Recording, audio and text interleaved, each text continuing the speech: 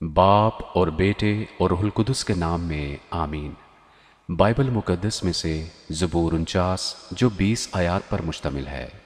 दौलत पर भरोसा करना हिमाकत है। ए सब उम्मतों ये सुनो, ए जहान के सब बाशिंदों कान लगाओ।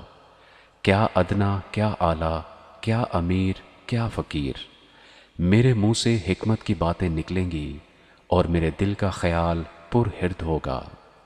मैं तमसील की तरफ कान लगाऊंगा, मैं अपना मुअम्मा सितार पर बयान करूंगा। मैं मुसीबत के दिनों में क्यों डरूं, जब मेरा ताक़ुब करने वाली बदी मुझे घेरे हो।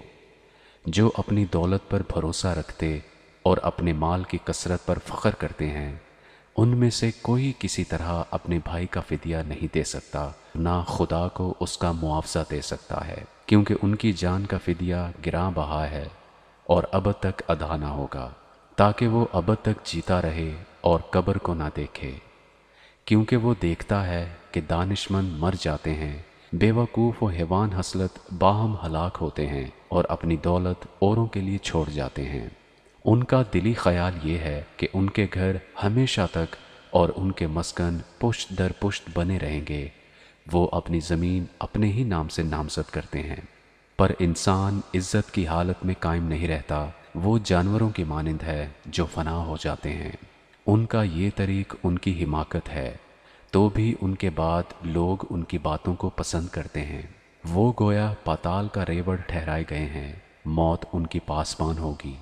दयानतदार सुबह को उन पर मुसल्लत होगा और उनका हुस्न पाताल का लुकमा होकर बेठिकाना होगा।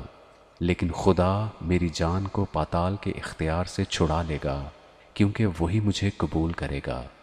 जब कोई मालदार हो जाए, जब उसके घर की हशमत बढ़े, तो खौफ न कर, क्योंकि वो मर कर कुछ साथ ना ले जाएगा, उसकी हशमत उसके साथ न जाएगी।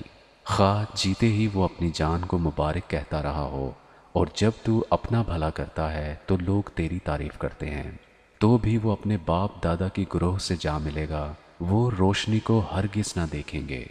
आदमी जो इज्जत की हालत में रहता है पर खिरद नहीं रखता, जानवरों की मानिंद है जो फना हो जाते हैं।